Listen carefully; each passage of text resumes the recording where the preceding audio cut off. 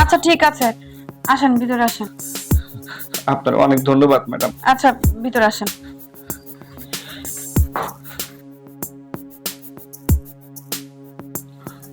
Madam তাহলে আপনি এক কাজ করেন, ওই ভিতর থেকে খাবার খেয়ে তারপরে কাজ শুরু করেন।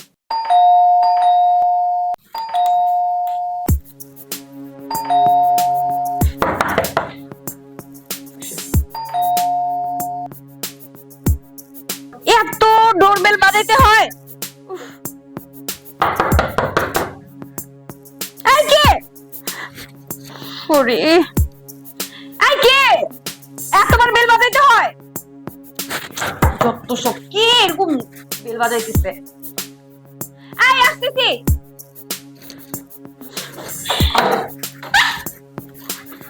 আপা আসসালামু আলাইকুম। আপা ওয়ালাইকুম আসসালাম, কে আপনি? আপা আমি হচ্ছে হকার, আপনাকে বাড়ি যে পত্রিকা দেয় না উনি আমি। ও, আপনি পত্রিকা দিতেন? হ্যাঁ ম্যাডাম, আপনি আমারে দেখেন না, সকালবেলা ঘুমায় থাকেন তো এই জন্য আপনি চিনতে পারতেছেন না। ও আচ্ছা, পত্রিকা দিয়ে চলে যান। কি ব্যাপার, কেন নক করছেন বারবার? ম্যাডাম আমার চাকরিটা চলে গেছে গা, আজকে 2 দিন ধরে আমি না খাওয়া। আমার একটা চাকরি দিবেন ম্যাডাম, আমার চাকরিটা খুব দরকার। দেখেন, আমি কোত্থেকে আপনারা চাকরি দিব? আমার বাসায় কাজের কোনো লোক দরকার নাই, আপনি এখন যান।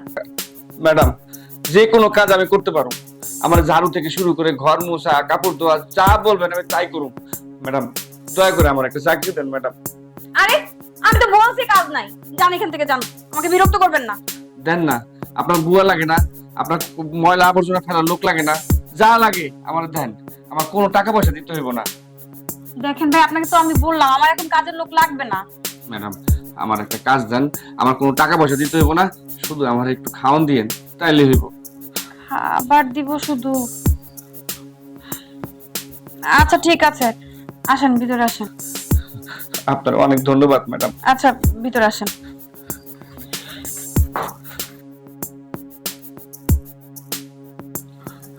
ম্যাডাম তাহলে আপনি এক কাজ করেন, ওই ভিতর থেকে খাবার খেয়ে তারপরে কাজ শুরু করেন।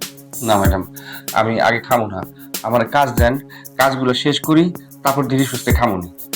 কাজ দেন। আচ্ছা ঠিক আছে, তাহলে ওই পাশে ঝাড়ুটা আছে, ঘরটা আগে পরিষ্কার করেন। আচ্ছা এই কাজগুলো শেষ করে পরে খাওয়া দাওয়া করবেন। ঠিক আছে ম্যাডাম।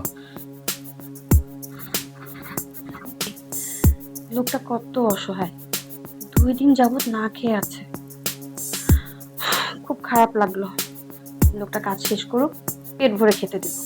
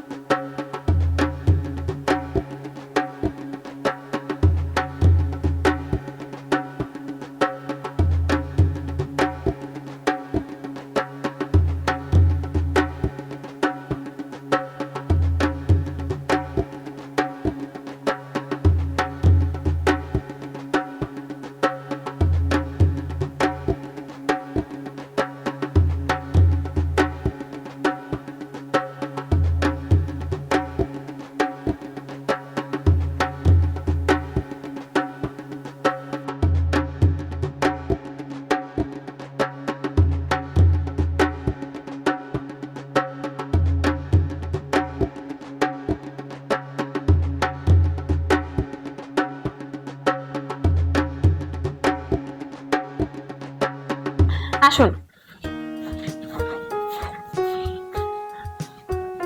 ম্যাডাম বাড়ির সমস্ত কাজ করে ফেলেছি, ঘর মুছা, ঝাড়ু দেওয়া, যা যা বাকি ছিল আপনার সব করছি। আপনার বাড়ি এখন ফকফকা। আচ্ছা ঠিক আছে, খুব ভালো করেছেন। আপনার জন্য আমি এখানে খাবার রেখেছি, খাবারটা খান। ম্যাডাম আমি তো খাবার খাইতে পারবো না, আমার একটু বাটিতে দিয়ে দেন খাবারটা। খাবার খেতে পারবেন না মানে? আপনি না বললেন আপনার ক্ষুধা লেগেছে? আপনি এখানে বসে খাবারটা খান না। ম্যাডাম বাড়িতে আমার ছোট একটা বোন আছে, আমার বাপ মা মরে যাওয়ার সময় আমার হাতে দিয়ে কইছে তোর বোনটারে তোর হাতে দিয়ে গেলাম, তুই ওরে দেখে রাখিস। ম্যাডাম আজকে 2 দিন ধরে আমার বোনটা না খাওয়া, ওর জন্যই আমি বাইরে হয়েছি চাকরি খুঁজতে। ওরে রাইখে আমি তো খাইতে পারবো না। ম্যাডাম, বাটিতে আপনি খাওয়ানগুলো দিয়ে দেন, আমি নিয়ে যাই। আপনি এক কাজ করুন, আপনি খাবারটা খান, আপনার বোনের জন্য আমি খাবার দিয়ে দিচ্ছি।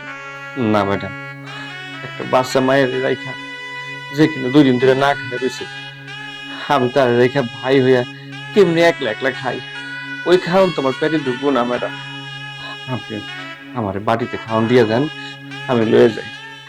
ঠিক আছে, আমি খাবার দিয়ে দিচ্ছি। আপনাদের মতন ভাইদের ভালোবাসার জন্যই এখনো ভাই বোনের সম্পর্কটা মধুর মতো আছে। জানেন, আমার ভাইয়ের সাথে না আমার প্রায় 1 বছর হবে কথা হয় না।